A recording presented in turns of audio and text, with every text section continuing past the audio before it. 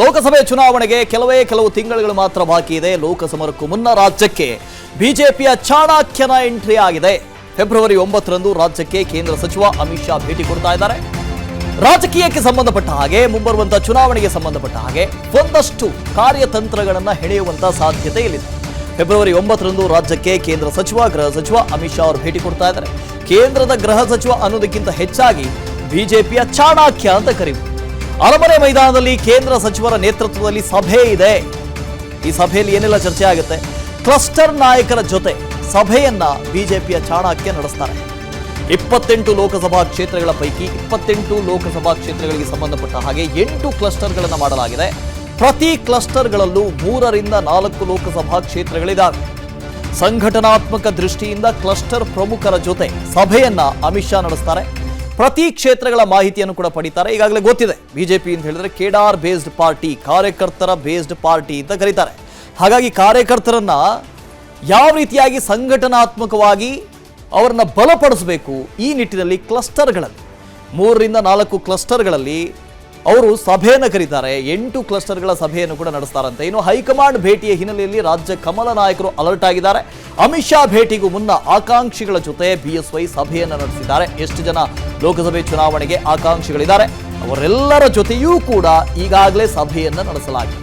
ಕೆಲ ಸಮಸ್ಯೆಗಳನ್ನು ಸರಿಪಡಿಸುವುದಕ್ಕೆ ಸಭೆಯಲ್ಲಿ ನಿರ್ಧಾರ ಮಾಡಿದ್ದಾರೆ.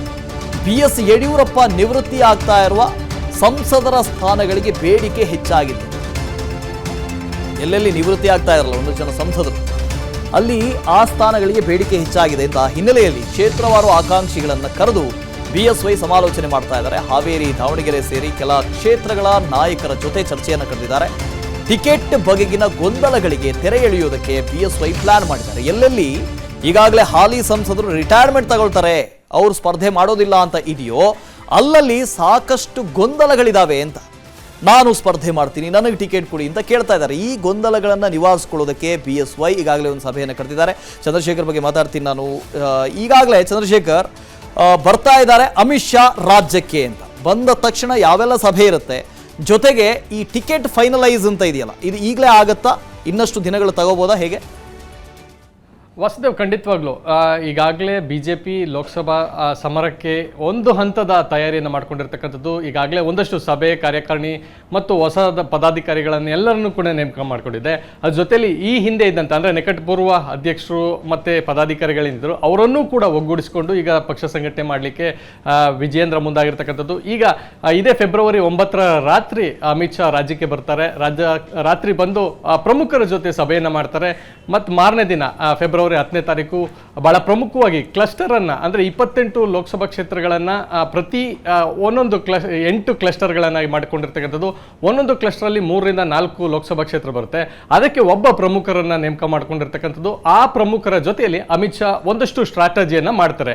ಸೊ 3 ರಿಂದ 4 ಹಂತದಲ್ಲಿ ಒಂದು ನಾವು ಗೆಲ್ತೀವಿ ಅನ್ನುವಂಥದ್ದು, ಮತ್ತೊಂದು 50-50 ಮಾನದಂಡ, ಮತ್ತೊಂದು ಬಹುತೇಕ ಸೋಲುವಂಥ ಅಥವಾ ಅಂತಿಮ ಹಂತದಲ್ಲಿರ್ತಕ್ಕಂಥ ಈ ರೀತಿಯಾದಂಥ 3 ವರದಿಯನ್ನು ಸಂಗ್ರಹ ಮಾಡ್ತಾರೆ. ಗೆಲ್ತೀವಿ ಅನ್ನುವಂಥ ಕ್ಷೇತ್ರಗಳೇನಿದ್ದಾವೆ ಅವುಗಳಲ್ಲಿ ಕಾರ್ಯಕರ್ತರನ್ನು ಅದೇ ಮಟ್ಟದಲ್ಲೇ ಮುಂದುವರಿಸುವಂಥದ್ದು. ಈ 50-50 ರೇಷಿಯೋ ಇರ್ತಕ್ಕಂಥದ್ರಲ್ಲಿ ಮತ್ತಷ್ಟು ಕಾರ್ಯಕರ್ತರನ್ನ ಜೊತೆ ಬಿಟ್ಟು ಮತ್ತೆ ಬೇರೆ ಬೇರೆ ರೀತಿಯಲ್ಲೂ ಕೂಡ ಪಕ್ಷ ಸಂಘಟನಾತ್ಮಕವಾಗಿ ಕಾರ್ಯಕ್ರಮಗಳನ್ನು ರೂಪಿಸೋದು. ಇಲ್ಲಿ ಗೆಲ್ಲುವುದು ಕಷ್ಟ, ಯಾಕಂತಂದ್ರೆ ಈಗಾಗಲೇ ಒಂದಷ್ಟು ಸಚಿವರನ್ನ ನಿಲ್ಲಿಸಬೇಕು ಅನ್ನುವಂಥ ಒಂದಷ್ಟು ಪ್ಲಾನ್ ಅನ್ನ ಕಾಂಗ್ರೆಸ್ ಮಾಡ್ತಾ ಇರೋದ್ರಿಂದ ಸೊ ಅಲ್ಲಿ ಯಾವ ರೀತಿಯಾದಂಥ ತಂತ್ರಗಾರಿಕೆಯನ್ನು ಮಾಡಬಹುದು ಅನ್ನುವಂಥ ಒಂದಷ್ಟು ಲೆಕ್ಕಾಚಾರಗಳನ್ನು ಹಾಕಿ ಏನೆಲ್ಲ ಗೆಲ್ಲಿಕೆ ಮಾನದಂಡ ಅವುಗಳನ್ನ ಸಲಹೆ ಸೂಚನೆಗಳನ್ನ ಕೊಟ್ಟು ಅಮಿತ್ ಶಾ ಒಂದಷ್ಟು ಚರ್ಚೆಯನ್ನು ಕೂಡ ಮಾಡಲಿರ್ತಕ್ಕಂಥದ್ದು. Okay, thank you Chandrashekhar. ಅನುಕ್ಷಣದ ಸುದ್ದಿಗಳಿಗಾಗಿ Vistara news YouTube channel subscribe ಮಾಡಿ. ಹೊಸ ಸುದ್ದಿಗಳ ನೋಟಿಫಿಕೇಶನ್ಗಾಗಿ ಬೆಲ್ ಐಕಾನ್ ಕ್ಲಿಕ್ ಮಾಡಿ. ಲೇಟೆಸ್ಟ್ ಅಪ್ಡೇಟ್ಸ್ಗಾಗಿ www.vistaranews.com ವೆಬ್ಸೈಟ್ಗೆ ವಿಸಿಟ್ ಮಾಡಿ. ಅಂಗೈಯಲ್ಲೇ ಜಗತ್ತಿನ ಸುದ್ದಿ ತಿಳಿಯಲು Vistara news Kannada app download ಮಾಡಿ.